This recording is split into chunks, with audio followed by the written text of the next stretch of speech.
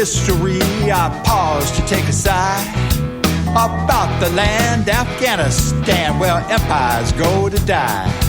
Alexander the Great, he tried and failed. The Mongols, they did too. The British and the Russians, they got their ass kicked too. America's been there many years, and I ask myself why we don't learn from history, where empires go to die.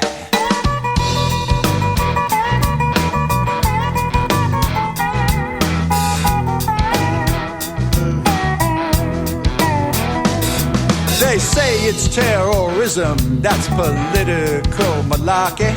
Just follow where the money goes to a corporate oligarchy. The food crops they once grew with a plow and a hoe been turned into opium poppies, growing row on row. Our infrastructure's crumbling, our social structure too. It's a corporate scam, they don't give a damn while screwing over me and you.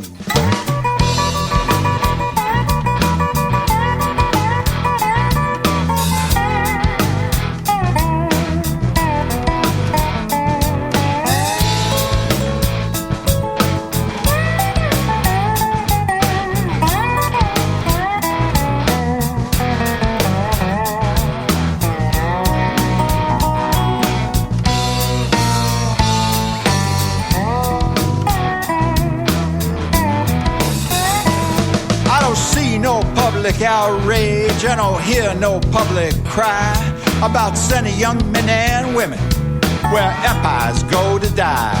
We lost people and treasure in Vietnam, and there still ain't no upside. We're doing the same in a no-win game where empires go to die. It's a new world order agenda with a demonic rising tide. They want America's soul in a deep dark hole where empires go to die.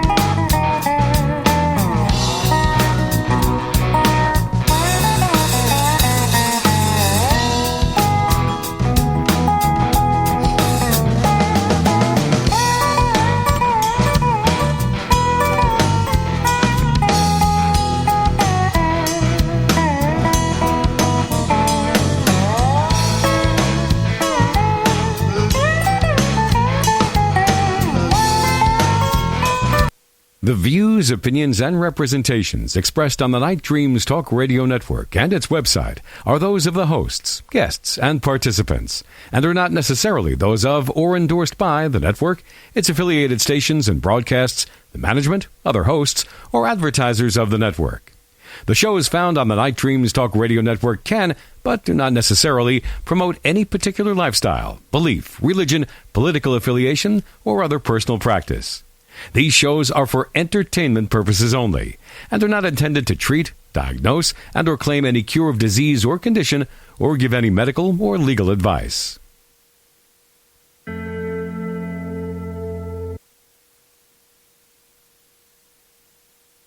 Night Dreams Talk Radio, After Dark, wants to give a big shout out to all the truckers that listen to our show.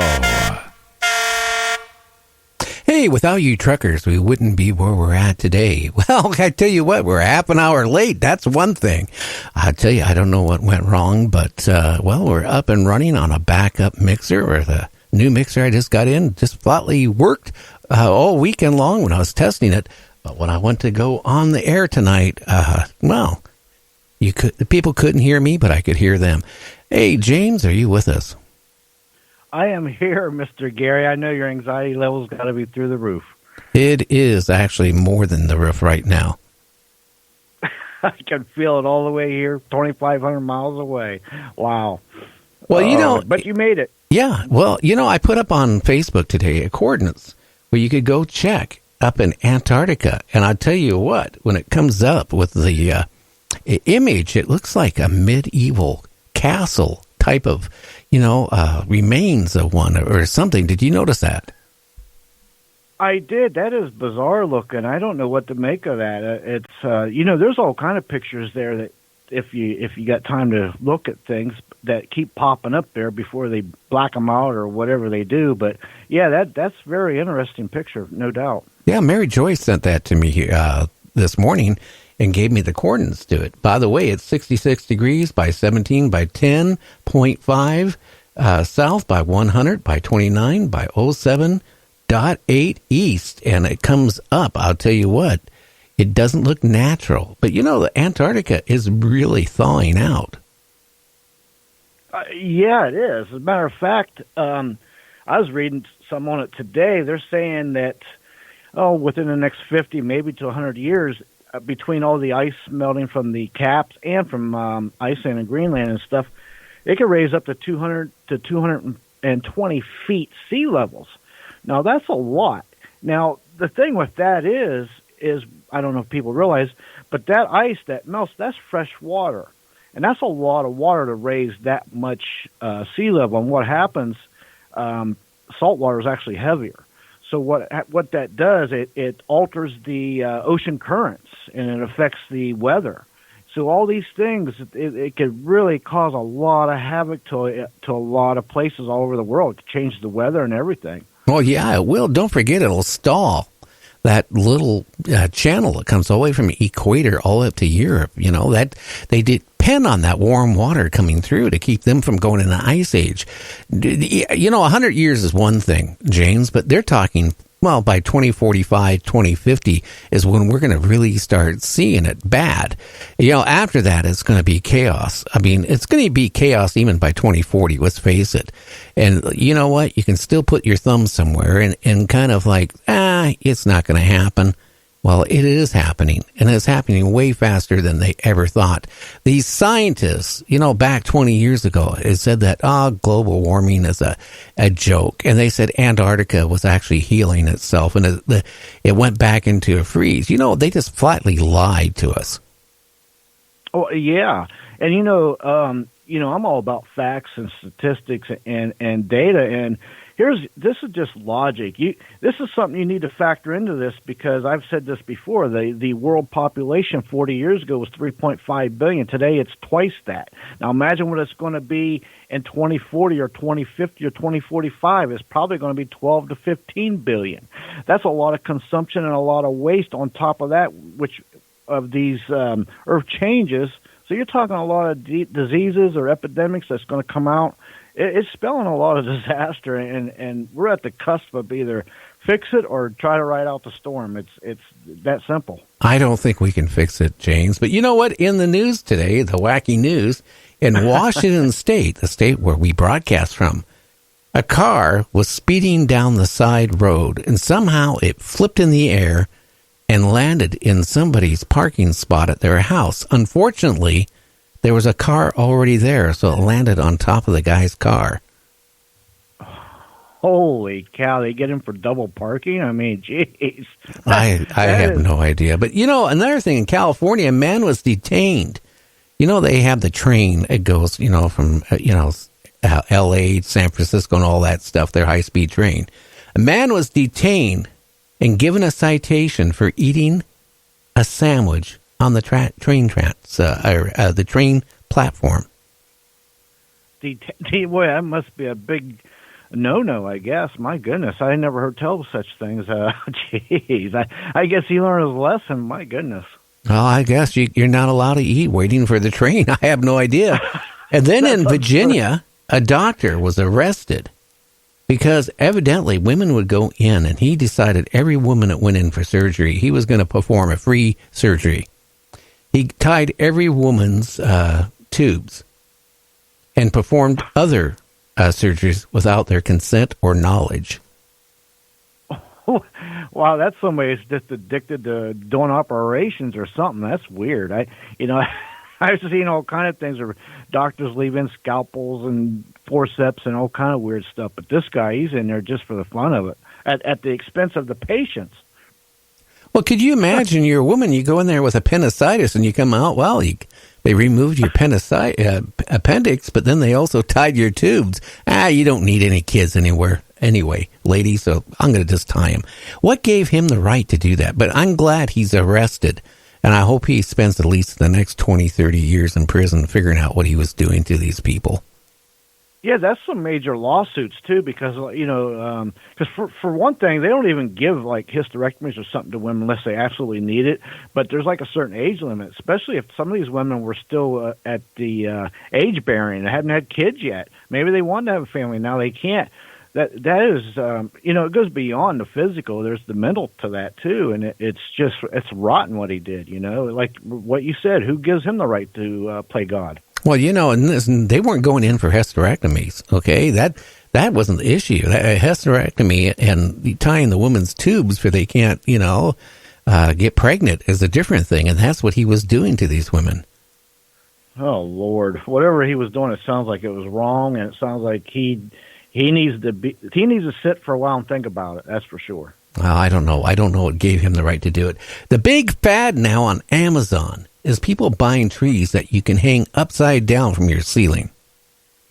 Oh, really? I haven't heard that one yet. I've seen tomatoes and other plants, but trees I haven't heard. I mean, they must be, just house trees or something, but that's a new one. I haven't seen that one yet. No, they're fake artificial Christmas trees. Instead of putting them on the floor, they come with a complete kit to hang them from the ceiling. Oh, so wow, they're reversed instead of being, you're looking at them from the tip all the way up to the bottom. That's weird, but it's a big fad this year. And another thing that's going on in Japan, a lot of the big companies there are telling women they can't wear glasses anymore. Oh, my goodness. What? Talk about a dictatorship. Well, you can't wear glasses. Well, especially the companies that are doing LASIKs and contacts, they want to get them to wear those. But come on, what's it coming to telling people what to do?